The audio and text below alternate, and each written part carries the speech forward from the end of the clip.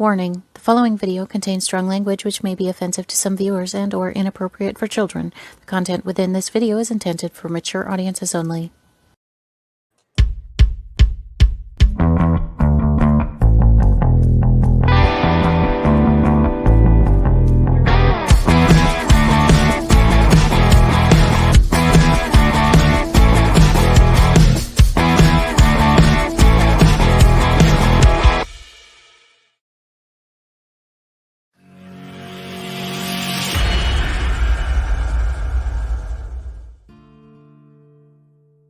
Welcome to Meet the Author, where you can join in on insightful conversations with best-selling and award-winning indie published authors. Your hosts today are Rob and Joan, who themselves are indie published authors, book publicists, and paranormal investigators with Tampa Bay Spirits, based in Tampa Bay, Florida. Thanks for dropping by. And now, on with the show. Hi, I'm Rob. And I'm Joan. Welcome to the show. We're so glad to have you here with us again tonight. We have two more wonderful authors. Our podcasts have been so much fun. We've enjoyed it so much, meeting all these wonderful people who bring us books that teach us things and entertain us. And we have two more that are going to be really great tonight. Unfortunately, Cheryl Payton, who was supposed to be on the show, was unable to do so because of a medical emergency, and she asked for all your prayers and good thoughts if you could send them her way. Tom Nally said hi, Rob and Joan, and we say hi, Tom. Hi, Tom. And we want to thank Ralph Peterson because he's substituting for Cheryl and said he could do the show at the very last minute. But this has been really fun. We've enjoyed it so much, and we hope you enjoyed tonight's show. And speaking of those amazing authors, we have upcoming next week our first ever UK author night. We've got a young adult and a fantasy author, Paul Coode, who will be here. He's got a lot of fascinating stories. And British crime novelist Bobby Barker. She will be on as well. So you don't want to miss that one. They're going to be staying up late to do this. So everybody please show up and have a good time. And then we'll be doing the same thing once a month at the end of the month. So that'll be a good thing. So without any further ado, why don't we bring out our first guest? Wait a minute. Before you do that, I wanted to remind all of you to like, comment, share, and follow this podcast. We would appreciate it very much. We love your comments. And also, you can now watch us on TV, all of the wonderful shows on WLFDB-DBE.com. I said that wrong. They'll find it. It's on the commercial. WLFE-DB.com. Okay, they are streaming live right now. We have Variety Unlimited, which our show is on. LGBTQ Friends, where you can find Inside the Drag Closet, which comes right after our show at 8:30. And also Paranormal View, where you can find all things paranormal. All right, now, without further ado, Jim, why don't you join us up here on the screen? Okay. Hi, Jim. Hi, Jim. Hello. Good to see you again. Good to see you. George Dismuke says, watching with intense interest. Thanks, George. We can tell. George was one of the authors who's been on our show before, and he is going to have one of his book series made into a series possibly on Netflix. And it's called, okay, George, you're going to have to correct me if I get this wrong again. Siren Song? I think that's it. We're both wrong if that's wrong. And actually, one of the actors that's going to be in that, we saw on a TV show the other night on 911 Lone Star. So anyway, enough about other people. Sorry. Sounds fascinating. It is, right? Yep. Okay. I got it right. Jim, how did you get started writing? What brought you into the business? Well, if you ask my mother, she would say I've been writing since I was 6 years old. I've been writing off and on my whole life. I began writing more seriously about 15 years ago, and I have sort of settled into two genres. And I write Southern fiction now, and also write children's books. So I've got a couple of nonfiction books out, but I mainly concentrate on Southern fiction and children's literature. What are your nonfiction books? My first nonfiction book, it was called Sisyphus and the Itsy Bitsy Spider. It's out of print now, but it was a book written for educators, and it was about children, working with children who were challenged by the absence of good behavior. So it was sort of what I had learned in my decades of working with kids. What did you do working with kids? Sorry, didn't mean to step on your line there. I was a special educator. I worked with teenagers, mostly in treatment centers and residential facilities and locked units. The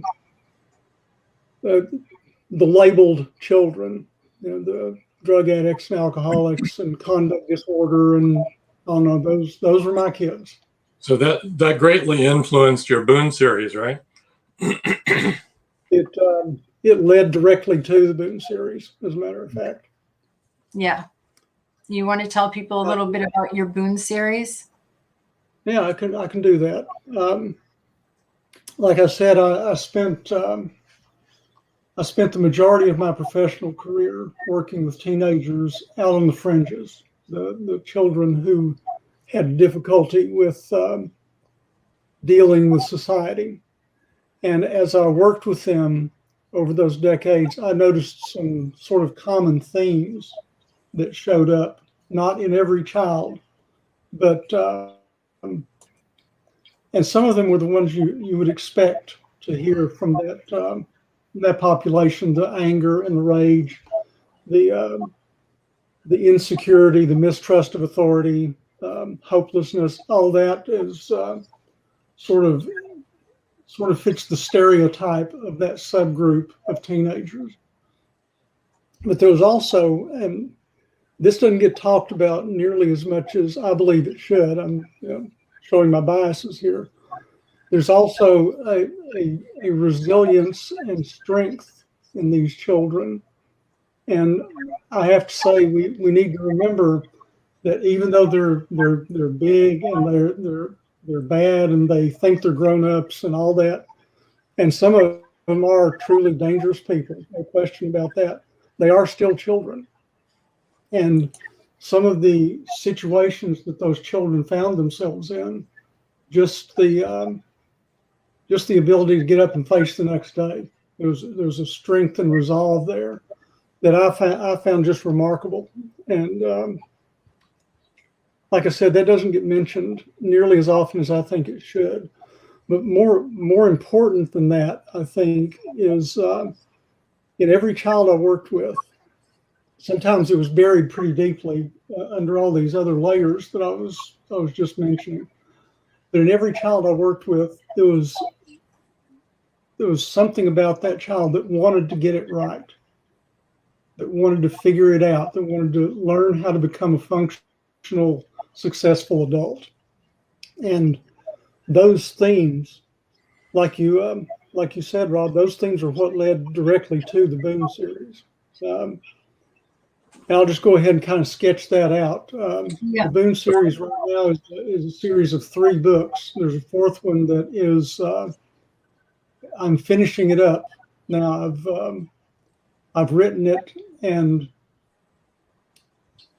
I should say that as a writer, I'm more Bradbury than Patterson. Not in terms of skill level; those were like at the top of the game. But more as far as technique, Patterson is known for outlining and knowing where a story is going, and that sort of thing. Bradbury is more. Well, I've heard him say that just follows his characters around with a typewriter trying to keep up. Right. That's more what I do. I'm more that that type of writer. And so for the Boone series, what I do is I write the book, and then I have to go back and fix everything, like the timelines and that sort of thing.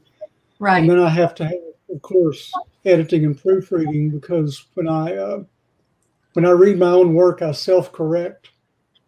I read what I should have written instead of what I actually wrote. So right. Yeah. those extra pairs of eyes are very important.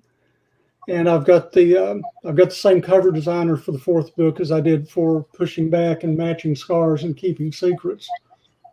And I do not have a publication date, because I'm on Nick Castle is the cover designer. I'm on his schedule, but I don't know when that will come up.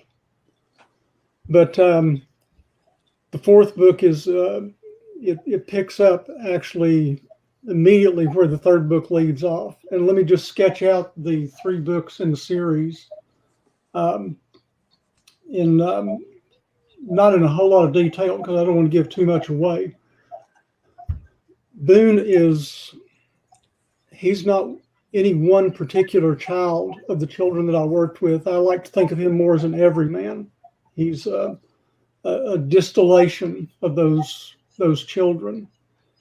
And the Boone series opens in Pushing Back. He is 16 years old, and he's got a lot of strikes against him from the outset. He's not really good looking. He's not got a lot of money. He doesn't have very many friends. He's got a really lousy home life. One of the reviewers of Pushing Back called it the aftermath of an abusive relationship. And I think that's part of it. That's part of what Pushing Back in the series is about. Boone is 16 at the beginning of Pushing Back, and his family disintegrates. And I won't go into the details of how that happens, pretty early in the first book. And he's left on his own to learn how to negotiate the adult world with very few assets and no real role models to draw on.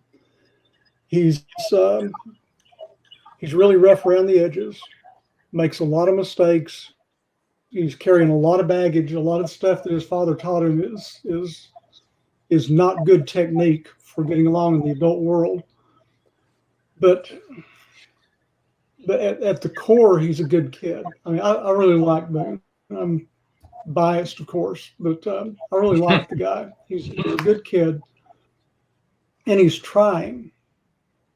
You know, he's really trying to get it right, and I think that makes him more like us than different from us. Yes. I think there's a lot of commonality there. He's a real person. Yes. I write the Boone series first person present tense, and that's I enjoy writing that way. It's challenging and rewarding all at the same time. One of the things that means is that when Boone comes up on a situation, and as a functional adult with a lot of life experience, if I can see that there are 4 choices about what he can do, and C and D are really good choices. C is the best choice. A and B are not so great. But if all Boone can see is A and B, then I can't put choices C and D in the book, because it's all first person present tense. We're seeing it through Boone's eyes. So Boone has to choose from what he knows, and what he's learned as he goes on, which makes for some kind of cringe moments if you're a reader. There are several times. It also means when you write in that tense that the audience is with you. The reader is going along with the action as it happens. Yeah. Right, exactly. You're in Boone's head, seeing what he sees. Yeah. The only time you get another perspective is when somebody else tells Boone what they think is going on, and sometimes he accepts that, and sometimes he blows it off. So He's through the 3 books of the series, he is stumbling toward adulthood.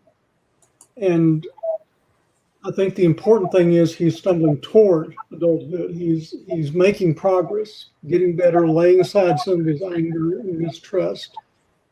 And by the end of the 3rd book, I don't know whether I mentioned or not, at the beginning of the 1st book, he's a 16-year-old. Yes, you By did. the end of the 3rd book, he's 19. He's stepping out more on his own. And the title of the 4th book, I haven't shared this with a lot of folks yet. So Here we go. Premiere. This is newsflash, everybody. The title of the 4th book is Following Frankie. And the people who have read the entire series know who Frankie is. And so I'm not going to give that away. Hey, speaking of giveaways, let's talk about the book giveaway real quick so people will have time to email you that are interested. And you want to tell them about it? I can do that. I'm giving away a print copy signed of the 1st book in the Boone series, Pushing Back. And I'll mail it out to wherever. I'm not limiting that to the U.S. So did we decide on a number, Rob, as far as emails? Well, the first person, that's up to you. However you want to do it, really. If you want to give just one book away, it'll be the first person. So yeah, one book would be. Okay. You'll have the timestamp.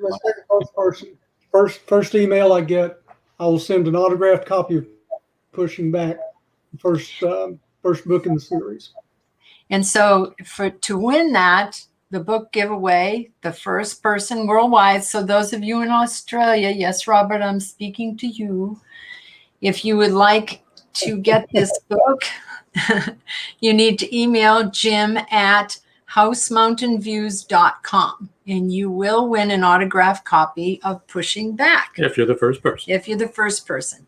Also, we would like to show you other places that you can get in touch with Jim. Email jhartsell1152@gmail.com. You can reach him there. That's not to win the book, though. That's not to win the book. That's just to say hello and to follow him and see what's new. Let's see. What else do we have here? Facebook. HouseMountainViews.com. That's the website. And Facebook. Go ahead. You can read this one. Facebook would be facebook.com, of course, /Jim Hartsell Writer. Jim Hartsell Writer. So those are all the places that you can get in touch with Jim and you can find out what's going on with his writing. And you just got a sneak peek at his next book with the title, which no one has known until tonight. It's Following Frankie. And if you want to know who Frankie is and why that's significant, you should read the first 3 books. And they are available on ebook, paperback, hardbound. Hardbound? No. No. Not hardback. Just paperback and ebook. Okay. And then here is, oops, maybe. What? There we go. There's your children's books. Look at those. The Boy in His Mountain. The Noise in the Woods. Go ahead. Father and Sister Radish and the Rose-Colored Glasses. That's nice. What's the one and on there's my also the Spanish versions. Yeah. Oh, yeah. There's also what, Jim? There's also a 4th one called The Box of Toys. Oh, the box of toys. I missed that one. Sorry about that. Okay, Box of Toys. And that's also in Spanish? Correct. Okay, cool. All 3 of those are in Spanish. All 4 of available those in Spanish. Are available in Spanish and English, or English, whichever you prefer. That's really awesome. Let me see here. Hello. If you like, I can tell you. Hey, Kevin. Glad to have you here. What, Jim? If you like, I can tell you a little bit about those books. That would be awesome. Sure. The children's books are available in print only. They are very light on text, heavy on illustrations. They're about 900 words each. And it's text on one page, picture on another, all the way through the book. And they're written for very young children and their caregivers to read together, in the hope that it will spark a conversation between the two. But it's also possible for a beginning reader to take it on their own. Each of the books has a theme, which is my hope to spark the conversation going. Like The Boy in His Mountain is about perception, about how children see the world differently than grown-ups do. And I play around with the notion of what a mountain is in that book. The Box of Toys is about generosity. A Noise in the Woods. The Noise in the Woods is about imagination and what a wonderful thing that is. And Father and Sister Radish and the Rose-Colored Glasses is about friendship and finding that in unexpected places. And it's about chickens. Well, of course. When my wife was very young, she had pet chickens, and two of them were named Father and Sister Radish. Oh, cool. Right. Yeah, there you go. And I took that as a sort of a jumping off point to begin the book. And the last half of it I sort of made up on my own. But one thing I would like to say about the illustrations in the book, I know I may be running out of time here. I'll make this kind of quick. That's okay. I was very fortunate to find a good illustrator. And for those of you out there who are watching or listening to this, I can't stress enough the importance of collaboration. What a great thing that is. I found this illustrator. Alex is a really great illustrator. And one of the things I discovered early on is whatever ideas I thought I had about what an illustration should look like, hers were better every time. So I finally figured out that I should just back up and say, you are the visual artist, I'm the text artist. There you go. I'll put the words down. A very light touch is the way to go. Also, excuse me, in The Box of Toys, which was the second one we did together, I sent a copy to my son, who at that time had a 2-year-old, and they read it, and they had already seen Father and Sister Radish, and they read it, and the second time through, the 2-year-old said, "Oh, there's Pops's book." Aww. And what Alex had done was, in a couple of places in the children's bedrooms in The Box of Toys, she had drawn in a copy of my first book. Oh, Oh, and cool. all through the 4 books, there are like Easter eggs from previous books, which I didn't know she was going to do. that's And very clever. I thought that was just a lovely touch. I didn't know that was coming, but it certainly adds to the book. People Right. love that. And it's great working with somebody that knows their stuff, you know. Right. Well, Jillian said hello. Trish said, who doesn't love chickens? And she should know because she's our daughter, and one of our other daughters keeps chickens. Yep. And they all have names. I don't remember their names. George has a question. Oh, George has a question. Here we go. George wants to know, which do you enjoy writing the most, fiction or nonfiction? Oh, at present, fiction. By far. I've done a little bit of nonfiction. Like I said, Sisyphus and the Itsy Bitsy Spider was nonfiction. And I have a book of short pieces, glimpses, that is also nonfiction. But I have gravitated more and more towards fiction. And as on the whole, I enjoy fiction more. It's a fairly narrow genre of fiction. Southern fiction is pretty specific. So I don't know how well it would work if I branched out into crime or sci-fi or something like that. I've never tried my hand at that. But fiction's very rewarding to me. Yeah. Yeah, it is. I like fiction. I like reading nonfiction too, though. I think as far as the Boone series, and I know I sort of alluded to this before, but the children that I worked with Yeah. are very often, they're very often sort of the forgotten children, the throwaway children, and their voice deserves to be heard too. Absolutely. So, and Boone can do that. Boone can sort of speak for them, and that's another reason I like fiction. I can kind of play around with that sort of message if I can get into that. Those of you who joined late, I just want to say again that Jim is giving away his first book in the Boone series, which is Pushing Back, right? Yeah. Oh gosh, I'm getting better. The first person, it's worldwide, so he'll send it anywhere. Email Jim at housemountainviews.com and you'll get an autographed copy of Pushing Back. Oh, there it is. It's written right there for me. Yeah, that's true. So anyway, go ahead and email him so that you at his .coms. So Patricia's saying hello. Hi, Patricia. Hello, Patricia. Glad to see you. She's Dom's mom. We said hello to Dom earlier. And also, I don't know if you guys saw, but Kevin popped in and said hello. Hey, hey, hey. We love Kevin. He has a show. Anyway, I really like what your books are about, that you're bringing attention to something that needs to have attention brought to it and doing it in fiction. You know what I mean?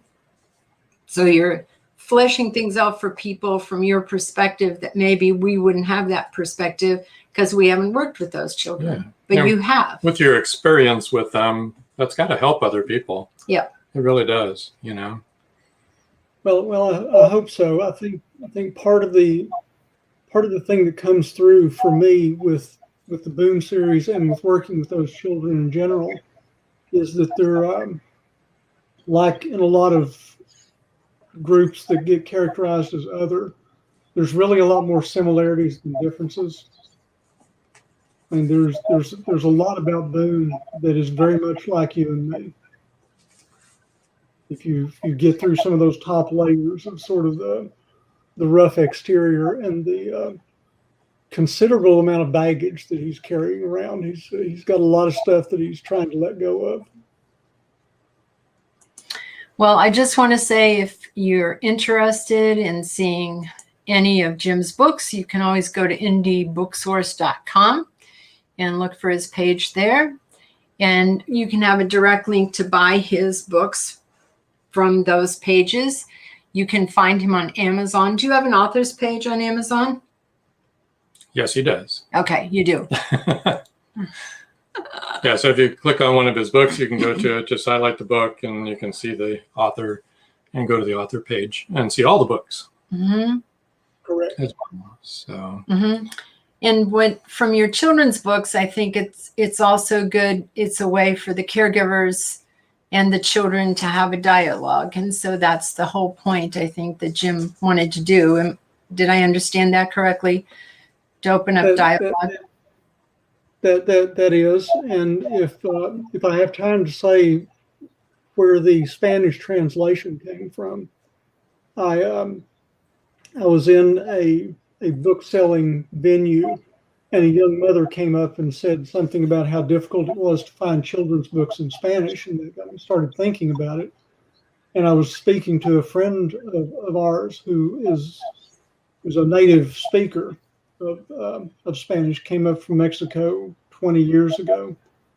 And when she and her family came up, she used children's stories to teach her children English, because they already knew, like, the fairy tales and that sort of thing.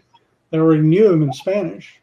So she would go to the library and get the English version and use that to teach a new language to her children.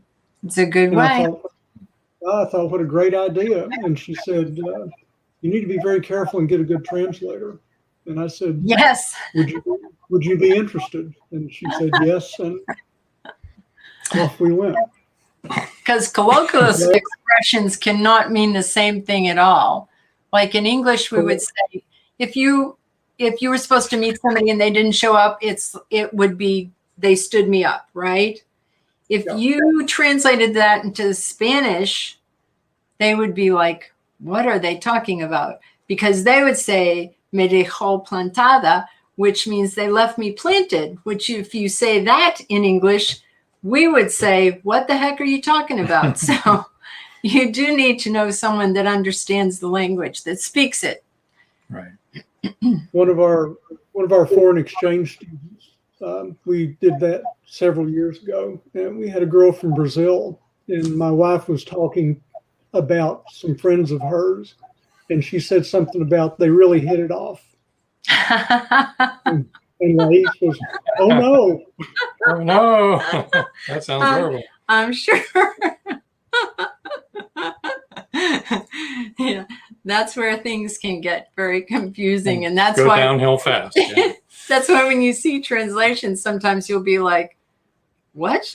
Because the person translating it really didn't know the language. Well, Jim, thank you for sharing with us about your books and what's coming down the road. I want you to stick around. You can participate toward the end of Ralph's half hour. And we're going to break here for a couple of minutes, and nobody leave. Everybody watch the commercial, please. Wait a minute. Let's bring up one more comment. Okay, one more comment. Let's see what it is. Pro tip. It's great to learn a foreign language children's books, even for adults. That's true. That's true. And Tricia has gone quite a few places. I call my niece a keeper, and my French friends were so confused. She does have a lot of friends in France. There you go. Who are learning English, and so to call someone a keeper is very strange. Okay, well, we better get to Ralph here pretty soon, because he may be falling asleep back there. He's had a very busy schedule long the last day, 2 and days. We can't believe he graced us with his presence. So sit tight, and we'll see you in just a few minutes.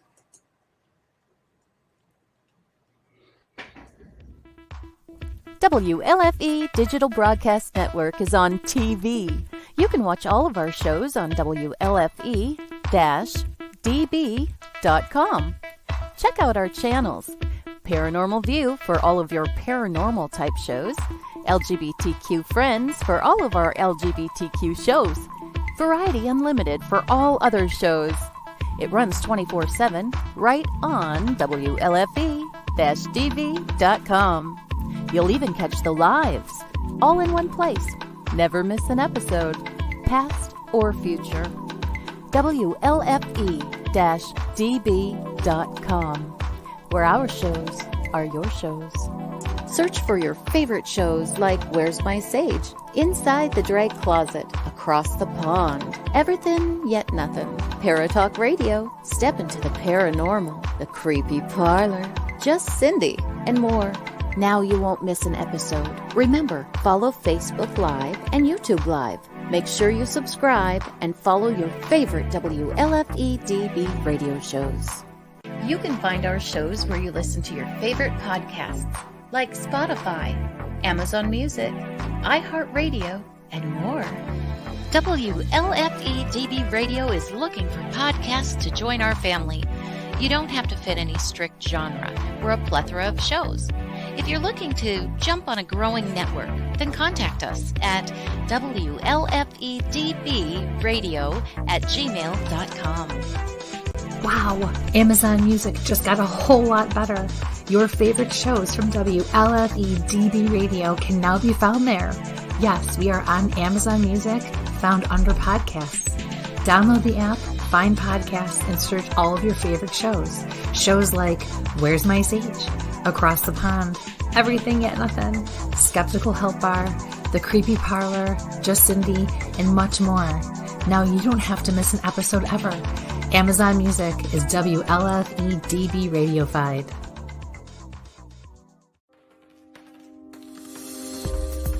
More from WLFE DB Radio Network after this. Hey guys and dolls, this is Casey DeVille, the better half of DeVille Inc., Baltimore, Maryland. If you're ever in Baltimore, stop in and see me and Tony. Invisible Bree, 5920 Eastern Avenue, Baltimore, Maryland, 21224. Give us a call if you're in the area at 410-400-9641, or look us up on the web at DeVilleInc.com. DeVille Inc., where we specialize in you.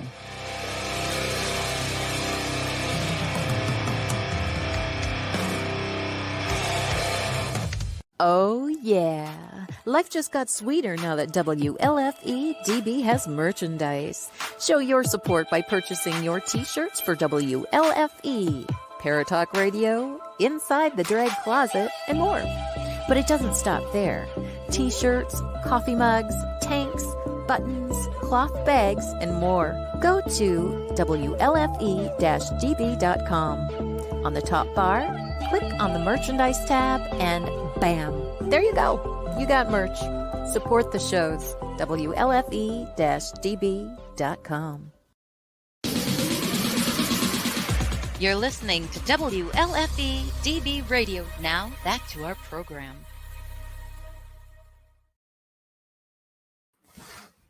Hello, Ralph. Hi, Ralph. Welcome aboard. Sorry for Thank you so much. Good to see you. Oh. So, go ahead. We have 2 comments here.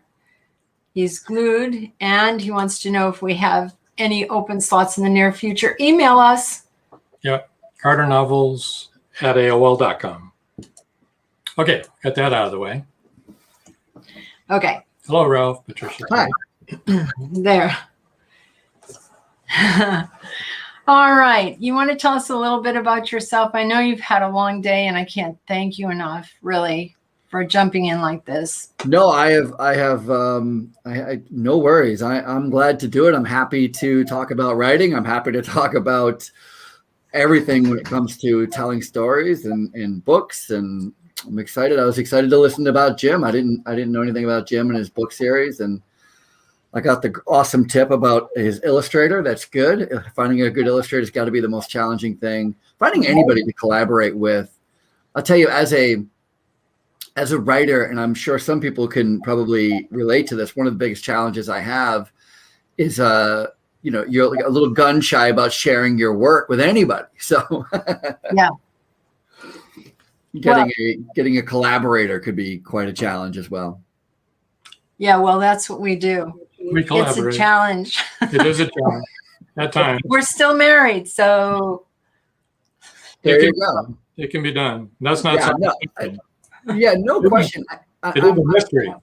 Yeah, no, I'm always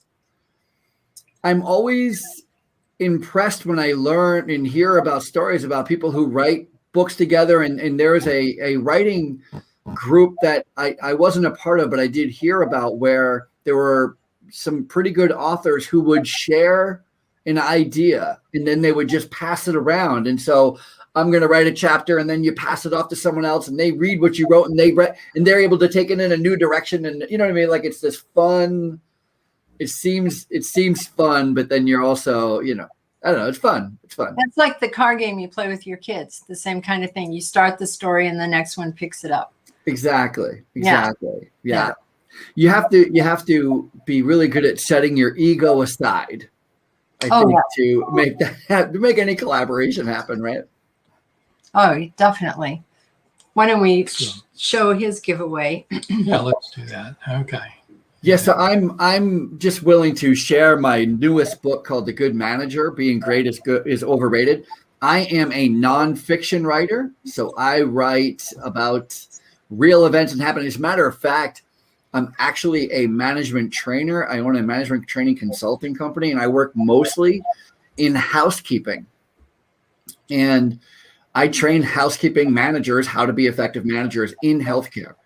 And so I have my own business doing that. And I find one of the best ways to get across the message and learn and teach about management is to write about it. And it's what I've been doing for a long time. So. All right, let's put that up again, his giveaway. Okay, Ralph, do you want to tell about your giveaway? Yeah. Did you not just hear me at all? Yeah, no, I did. The first two people. First two people. Goodness. Here, we Oh, I want apologize. people Yes, that are yes, on yes. audio to hear where you're, what you do. Okay. All right. Email me. The first two people to email me at info@ralphpeterson.com. I will send you an autograph copy of the book wherever you are. Doesn't matter to me. And just tell me who you want me to autograph it to, of course. Give me a name and I'll put it on there and autograph it for you. So I'm excited again just to get the book out. So it just came out in October, and there is an audio book as well. So I did do it as an audio book, so that's available as well. So you can listen to it if you don't, if maybe perhaps you're one of those people who like to actively read. Yeah, well, you know, if they're working and they're managing, maybe they want to listen to it. 1,000,000%. I'm a big fan of Audible type of books, where books on tape and books on CD and any kind of, any way that you can occupy that space. I mean, I'm a big, mow your lawn, listen to a book, mow your lawn, listen to a podcast, go for a walk, listen to a book. I'm a big fan. Yeah. Yep. And I think a lot of people do that nowadays too. Here are some. No, these are it. This is the 4 books that I've published. It is all 4. We got that 4th one up there. Yeah. Yeah. And so as you can probably tell, I try to be a little fun and cutesy with my titling. My titles are, my first book is called Managing When No One Wants to Work. Yeah. My second book is Adventures in Dietland. And then I wrote a book called Congratulations, Now Get Over Yourself. Yeah. and my final book is called The Good Manager, Being Great is Overrated. And I write about management and what it takes to become a good manager. And in my latest book, I got to be honest with you. My latest book, I wrote for my own management team, people that I was already working with. And I wrote it as a warning, not really as a book for the average consumer, although I think it came out really well. But 7 out of 10 first-time managers fail in the first 90 days. 7 out of 10. Wow.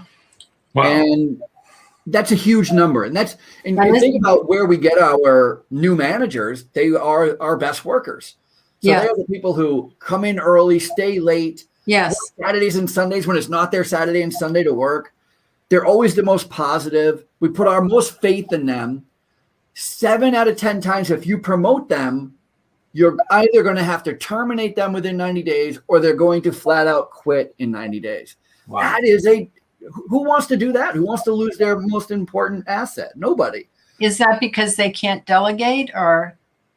Well, no. Okay, yes, but it's for a bunch of different reasons. But mainly it is because, and everybody knows this intuitively, I hear it all the time. Yeah. People always say, just because they were a good worker doesn't mean they make a good manager. And I'm like, okay, so that's fine that you have that. That's true. But what are we supposed to do?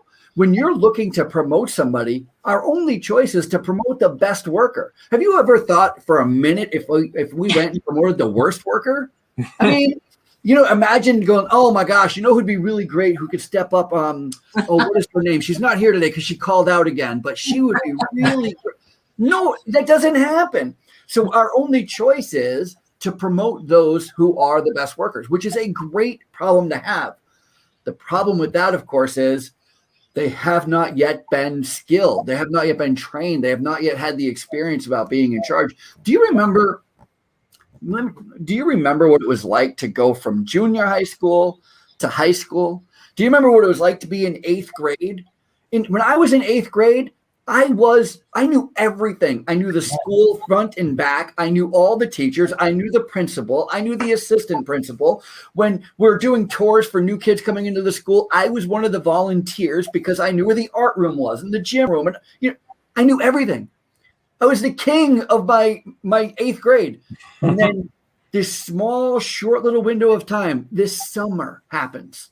And I go to my freshman year in high school and I'm a nobody. I don't know where anything is. I'm a bubbling idiot. I'm lost all the time. I can't remember where my locker is. Forget the locker combination. I haven't even had one of those before. It's the same person in a very small amount of time. You just put me in a new position. You just promoted me to high school. And they're like, no, he's going to be fine. He's going to be great in high school. And I was not great in high school. You know what I mean? That's what happens to new managers. Whereas the super worker, they're the greatest. They're the most reliable. They know everything. And then you put them in charge. You put them in the management position, and they're just like, wait a minute. How am I going to do this? Right. It's a challenge. So for a lot of reasons. Yeah. Yep. A lot of reasons. I did that. I was a worker and became a manager. That's perfect. That's exactly how it's supposed to happen. One of the biggest challenges I find with new managers is because they're unskilled in how to get people to work, they start taking it on themselves. And instead of getting other people to do the work, they start doing the work themselves. That's what I said. They don't know how to delegate. But you see, we have 6 children. Oh. And now we have 14 grandchildren. So we learned if you how to have delegate. 6 children, you know how to delegate. And I always told my kids when they were growing up, that's the reason we had you, so that you had to do this work, so I didn't have to. I like to, so I'm a management trainer, as I alluded to already, and I spent the last 2 days doing full day workshops. So I'm a little bit tired of just being on camera. But when I do my training, when I'm talking to brand new managers, I like to use animal analogies. I really like it. I like writing about animal analogies. I think it's a real fun thing. And one of the ones that I always bring up is the whale. Okay. And for those who can't see me, I am holding up a stuffed animal of a whale. And I have a giraffe, and I have a squirrel, and I have a crab. And you know what? Somebody emailed me recently because they saw me doing a video, and they said, why do you have stuffed animals? I said, have you ever tried to go through an airport with a live zebra? They don't let you do it. So you got to bring it in So there you go. Anyway. That would explain that. Yeah. so the whale analogy is so, well, I want to say the word great, but it's telling. It's telling is what it is. Do you know how whales die? No, how did they die? No. See, whales don't have a natural predator. They're a little large, yeah. They're a little large to have a natural predator. And other than the random nets and some fishing incidences, how do whales die? Old age? Whales die by suffocating. Oh, Ew. yikes. Because of old age, because they eventually get too big, too large, and too tired. They take on so much that they can't hold themselves up against water anymore. I see where you're going with this. And they will eventually, they will not drown, they will suffocate. And the difference only is that they don't inhale underwater, but because they can't inhale, because they have to get above water to inhale, they will suffocate themselves. You ever see a beached whale? The beached whale is a whale that is very tired, trying not to drown, trying not to suffocate. And that is what happens to managers. And it happens to new managers, but I've seen it happen to experienced managers too, where they just think the team maybe has been put too much on and they still have to do something. And you know what? I'll do it. Okay, I'll do that too. And oh, I'll do that too. And oh, I'll do that too. And before you know it, they're taking on so much that they literally drown. And it is a terrible, painful way to go out, because imagine being that brand new manager. They are getting fired. They're getting terminated within 90 days because they tried to do too much and they weren't able to. Yeah, they work too hard. I can see that. And if you're that new manager, you're getting terminated. I've been there. I've done the homework. I've done the research. I've been fired a few times. But the way you feel when you are terminated is you feel cheated almost, because you're like, all right, so I maybe got it wrong, but I didn't get it wrong because I didn't show up. Right. I mean, you're firing me because I did too much, or I tried to do too much. And so it does not feel good. No. As much as it doesn't feel good to a whale, not to make that big of a comparison or that exact of a comparison, but it doesn't feel good. But And you so work too hard. You work too hard. You worked yourself too hard. You know, Yeah. It's frustrating. isn't Trish it? said, I think with the pandemic, it's even harder on managers. It's harder on everyone. Agreed. And for a bunch of reasons, I work in nursing homes. Yeah. I work in healthcare. And so during this entire pandemic, the first thing we did was we canceled all managers' vacations. Yeah. We canceled all managers' days. We're like, hey, listen, none for now. we're having too much of a problem getting staff in. And then if you're COVID positive, or even if you lived with somebody who was COVID positive, you had to take 14 days off. I mean, think about that. We're already short-staffed in a nursing home. Yeah. And then some staff are being sent home for 2 weeks. It was extremely challenging, very hard on managers.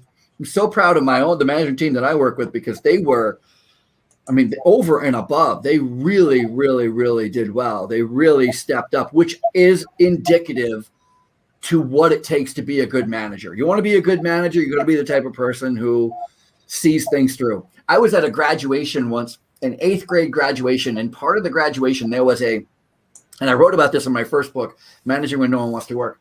In the 8th grade graduation, there was a teacher retiring, and somebody was giving a little speech about this teacher who had been teaching for 30 years and they were retiring.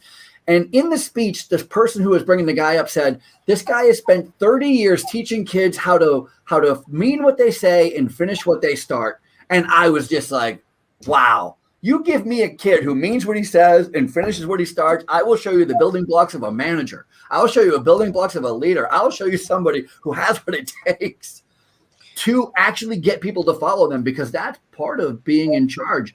You've got to be the type of person people want to work for. Brilliant just said, I wasn't allowed to take any time off during the pandemic. I had to go in every day. It was awful. And she works in the court system, so she's not too far from you, actually. Well, I appreciate all her efforts. I got to say, and even now, not that we're out of the pandemic, but even, we're extrapolated more than a year away now. And our biggest competitor right now let me speak for myself. In the nursing homes that I'm involved in, our biggest competitor is the government. Is the United States. It is easier to not work right now than it is to work. So if you have the option of staying home and getting paid to stay home or going to work in a nursing home, too many people are choosing the latter and just going home. Jillian said thanks. Her work never said that they did appreciate her. Wow. Now, that's not a good manager right there. Seriously. I'm serious. Her manager should have, the person that overlooks her work should have thanked everybody under them for all their hard work. And found creative ways to reward them. Yeah. I think you're right about that. And I think that's one of the biggest challenges all employers are facing. And it's not a new thing. It's a challenge that we've always been facing. And that is, how do you instill high performance in your team? How do you get your team?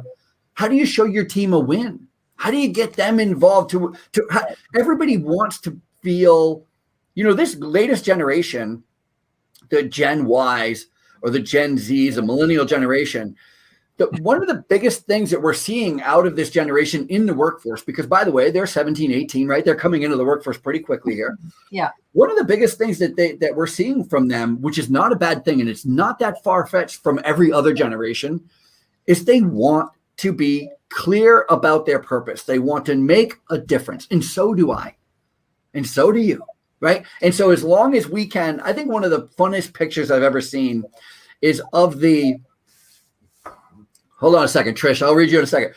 One of the best pictures I saw was this aquarium in Georgia at the time, and I don't know if it still is, but it was one of the largest aquariums in the world. It had like 1 million gallons of water, like 200,000 or 300,000 different species of fish. And I remember seeing the picture and just looking all over, looking at all the fish, and there's something that I noticed. There's something very interesting. When you go to an aquarium that large with that many fish in it, I want you to pay attention to something. The fish are not eating each other. They're not eating each other. I often notice that.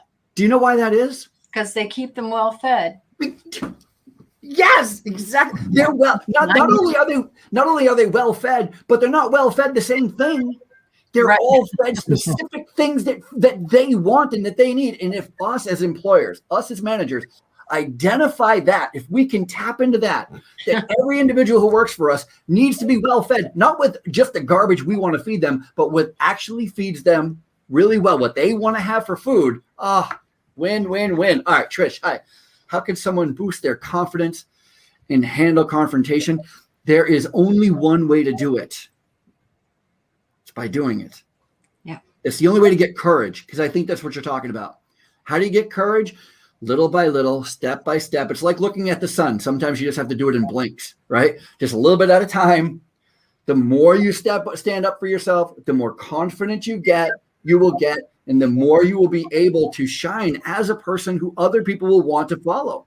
There are a lot of fantastic workers out there, very smart and capable, but because they are a little bit on the bashful side, a little bit not wanting to take a leadership role, even though they're, when you look at their resume, if you just meet them and talk to them and see, you could go, man, if you wanted to be in charge, you certainly could be. Here's the problem, though. Most people don't want to be in charge. Most people don't want the responsibility. A lot of people just simply do not want to do it. And as a matter of fact, anytime I get the opportunity to speak in front of anybody, which is I really appreciate getting the opportunity to speak with you guys, if there's one PSA that I would like to put out there, a little public service announcement, it is this. There is a shortage in the world for people who are willing to take responsibility. Amen. People are willing to be in charge, to take the lead. I know you don't want to be in charge. Nobody does. Oh, Trish. Anyway, there is a huge problem. So if you have ever, and I'm talking to you, the collective you around the world, if you have ever thought, hey, I want to be in charge, I would love the opportunity to be responsible, to make a difference, to make more money, to be impactful in other people's lives. Here's the great news. We are hiring in religious institutions, in schools, in government, in private industries, in automobiles and manufacturing, every industry. If you could go in the middle of a city, close your eyes, spin around 10 times, and then whatever you stop and open your eyes at, whatever you're looking at is looking for a manager. That's how easy it is to find a management position. They're everywhere. We're always looking for people to step up in leadership roles. And here's the other thing. Because there is such a big need, don't be discouraged if you fail. If you get fired and you get terminated, you get told to step down, you ask to resign, and within 90 days, you should know that it is a statistic. It happens to all of us. My first management job, I got fired in 8 minutes. I got promoted to management. Swear, true story. I wrote about it in my first book. I got promoted to management and got fired in 8 minutes. We kept you on longer than that. You're damn right. Yeah, see, 8 minutes I got terminated. You're fired, Ralph. Bye. No. It was a big challenge. It was a big challenge to go after the next management position, and it literally took me years to do it. It took me years, and people would go, "You'd make a great manager." I'm like, no, not me. I got fired 8 minutes after the last time I tried that. That did not work out well for me. It didn't. So then I finally I'm like, okay, I'll do it, and I do it. And you know what I did when I did it the next time, I lasted more than 8 minutes. But more important than that, I learned a ton. And I learned a ton about the most important thing I needed to learn about to be an effective manager. I learned a ton about me. And if you want to learn about you, take a management position, because everyone in the world will want to show you everything that you want to, everything that you don't see about yourself, others will show you. Because when you are in charge, nobody brings you a problem. They bring you a problem wrapped in hate, discontent, right? Dripping in sarcasm and attitude. Thinking they have the answer. 1,000,000%. Yeah. 1,000,000%. Yeah. Whenever you're in charge, everybody else knows how to do They know your how job. to do the job. Yeah. Of course. Well, Yeah. So my newest book, The Go ahead. Good Manager, Being Great is Overrated, is just like that. I think I meet a lot of people who think that they would be really great at managing. Listen, just be good. All right. Just be a good person. Just be good at managing. Just get to work on time. Do what you're supposed to be doing. Don't be late. Dress appropriately. when people would say, this is what we should do, okay, and you get that a lot, right? Yeah, of course. That I would say, that's a good idea. You run with it. Guess what? They didn't think it was They never such a good picked it up idea then. Seriously, I'm serious. As I work in a call center, I've learned so much about myself. Customers can help with that too. Oh, yes, they can. I've been called a lot of names, and most of them, unfortunately, were pretty accurate. I'm like, oh, that's true. I am going bald. Thank you. That's right. Our son-in-law is a YouTuber. That was pointed out to him, and he was like, "Oh, thanks. I didn't realize that. Now I know." Wait, what happened to my hair? Yeah. But everything that you're saying, I think people can apply to life. Yeah. Well, I mean, managing. Say it again. I said these are good life lessons. Yeah, for sure. Yeah. Well, so in the book, The Good Manager, I go over the 5 rules of management.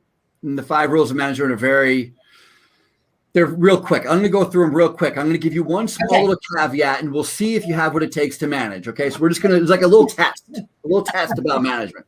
Yeah. Rule number 1, managers are not allowed to walk by trash. Amen. That's easy. That's true. That's pretty easy. That's true. But most people who are in charge don't walk by trash. That's how we notice them. Oh my God, do you see them parking up in the parking lot? Yeah, get them in charge, right? That's okay. Rule number 2, managers have to be on time. Yes. A little more of a struggle sometimes, but you got to be on time. Rule number 3, managers have to, I would say, dress professionally, but instead of dress professionally, you have to dress in a way that stands out from everyone else. You can't look like everybody else. Right? You can't. I work, again, in healthcare. I can't tell you how many managers look like nursing staff. Like, why are you in scrubs? Well, because there are lions who they work with, and they're afraid of them, right? They don't want to stand out. Yeah. You've got to stand out in a positive way. Yes. Rule number 4, managers have to get all their work done. Yep. A little bit of a tricky one, because managers have especially brand new managers, they lose their sense of timing. And they think, they have all the time in the world. And so they put their work off. And they're like, I'll do it later. I'll do it later. I'll do it later. And then you know what they do? They take it home. And there is nothing worse than a manager taking their work home, because they're going to do their work while they're watching Dancing with the Stars, right? They're like, the Dancing with the Stars. And they're trying to do a report. And I know they're doing it with watching Dancing with the Stars, because their report stinks. Stop taking your work home. And rule number 5 is you have to be visible. You have to be visible. Managers have to be visible. Too many managers walk into their office or walk into their facility, walk into their car dealership, walk into their store, and they go right to their office. Wrong move, friends. The email can wait. The first thing you should do is go walk the floor, walk the nursing home, walk the hospital, walk the car dealership. Be seen. That's super important. Okay. Those are the 5 rules. Those are pretty easy, right? Yeah. Not bad. We're not talking brain busters here, okay? Now here's the real test. Let's go back to rule number 1. If you want to be an effective manager, and this is only for people who want to be an effective manager. If you don't want to be an effective manager, earmuff it. This is the time to earmuff it. They gave a little disclaimer at the beginning of the show. Some of this might be a little bit tomfoolery. This is the time. This is it. Managers are not allowed to walk by trash, and they're not allowed to pick it up. Yeah.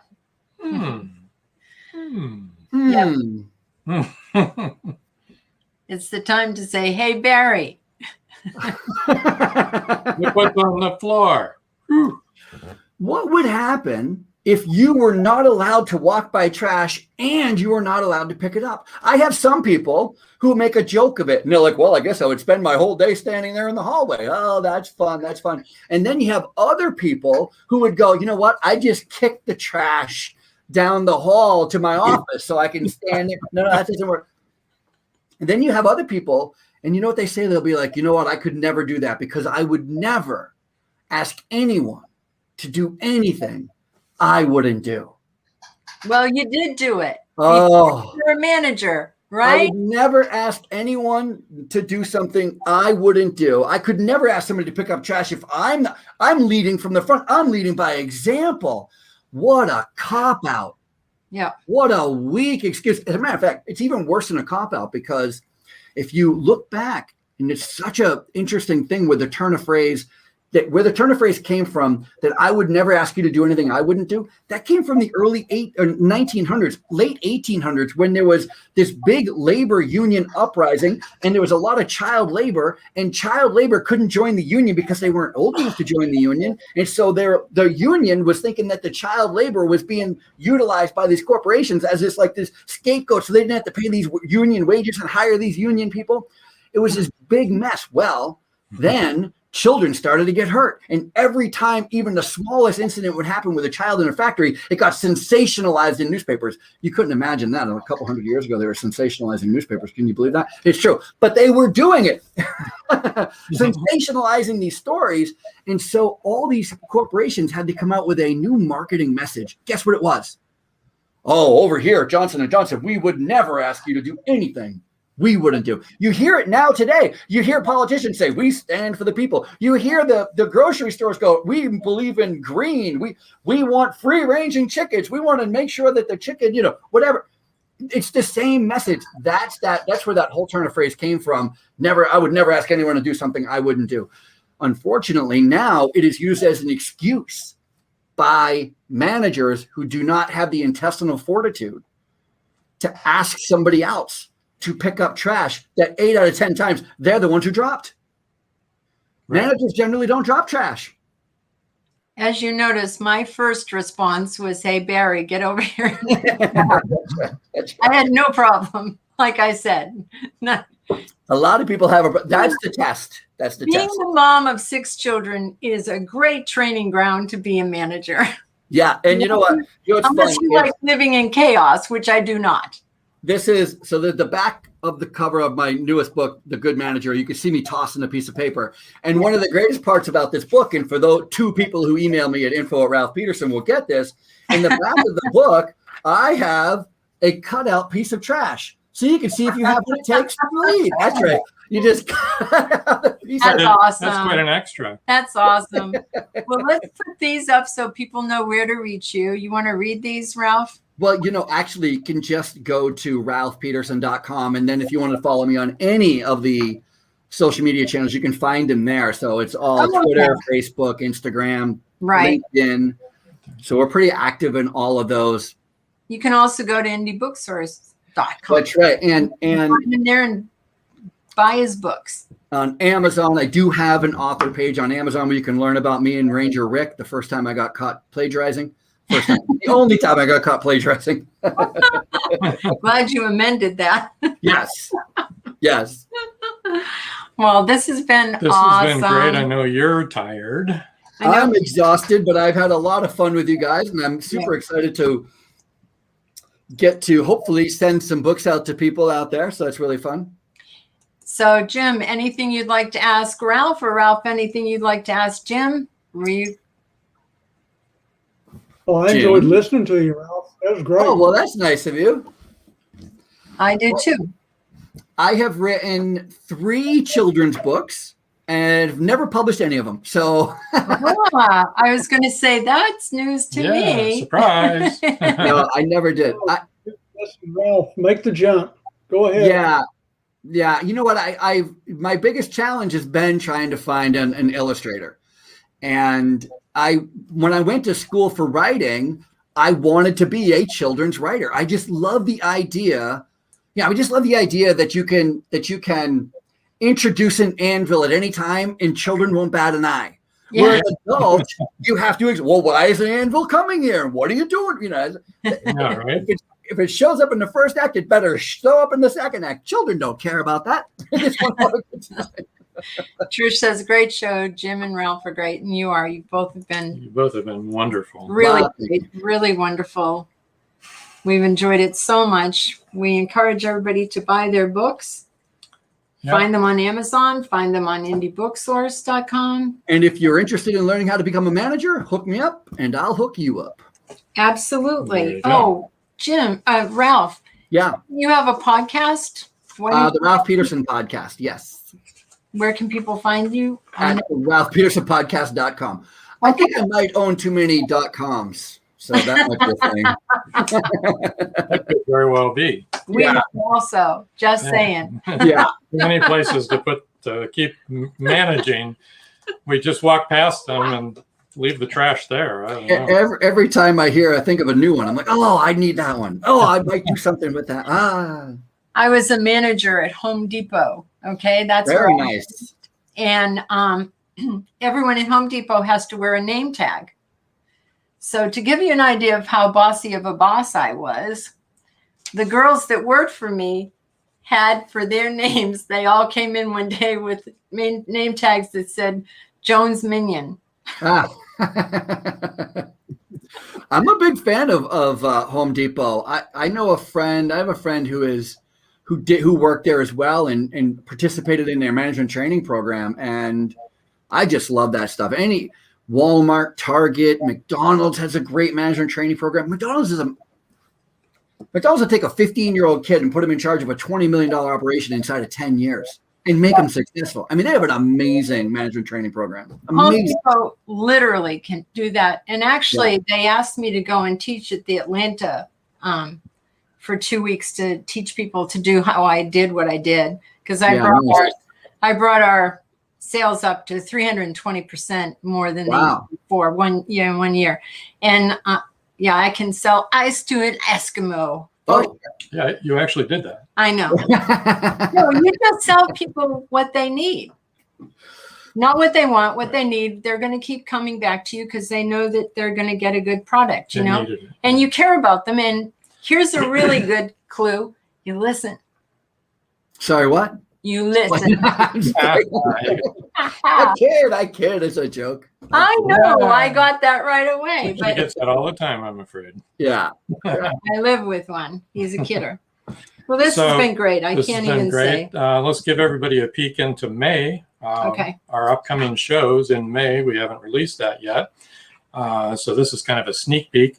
Episode 10 on the 5th of May is going to be Caleb and Linda Pirtle. And along with them, we're going to have sci-fi author Adam Gaffin. We won't have a show on the 12th because we need our own time. And on the 19th, episode 11 will be children's author Wanda Luthman and multi-genre author Carol Soloway. I like Wanda. And on the 26th, their next UK author night, the second one, is going to be Jan Domagala and Thomas Iyer. Both live from the UK. So tune in, folks. Tune in May. We got a lot of stuff going on then. Yep. Don't forget, Inside the Drag Closet follows us here momentarily. Yep. Thanks for joining us tonight. Absolutely. We loved having all of you. Until the next time. That's all, folks. Thanks, everyone. Thank you. Thank you for joining us here on Meet the Author. Make sure you stay up to date with our show by clicking like, follow, and share. And you can find us on Spotify, iTunes, and more. See you next time on WLFE-DB.com.